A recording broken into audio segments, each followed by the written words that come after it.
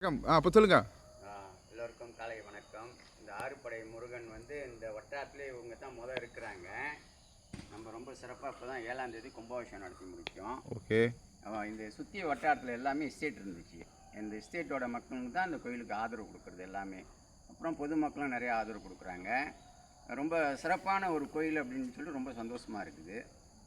அப்படின்னும்பொழுது நிறைய பேர் இப்போ வந்துக்கிட்டு போய்கிட்டு இருக்கிறாங்க. அது நம்மளுக்கும் ரொம்ப சந்தோஷமாக இருக்குது. இன்னும் நிறைய பேர் வரணுன்ற எண்ணம் ஆசை. அதுதான் என்னோட. இது வந்து கோயில் வந்து எஸ்டேட்டுக்குள்ளே இருக்குது. எஸ்டேட் உள்ளே இருக்குது. பழைய முன்ன வந்து எஸ்டேட் 100 வருஷத்துக்கு மேலே ரோட்டோரத்து வந்து எஸ்டேட் உள்ள பூந்து தான் வரணும் நம்ம பார்த்து. ஆமாம், ரோட் ஆமாம், உண்மை உண்மை. அப்படியே பூந்து வரணும். ஆனால் வந்து ஒரு 1/2 கிலோமீட்டர் இருக்கும். ஆமாம், பூந்து வரணும். முன்னுக்கு வந்து போட் போட்டிருக்கு. போட் போட்டிருக்கு. போட் போட்டிருக்கு. அந்த நீங்கள் கோயில் என்ன? நான் வந்து பொறுப்பு ஓடிட்டராக இருக்கிறேன். உங்கள் பேர்? பாலப்பெருமாள். பாலப்பெருமாள்.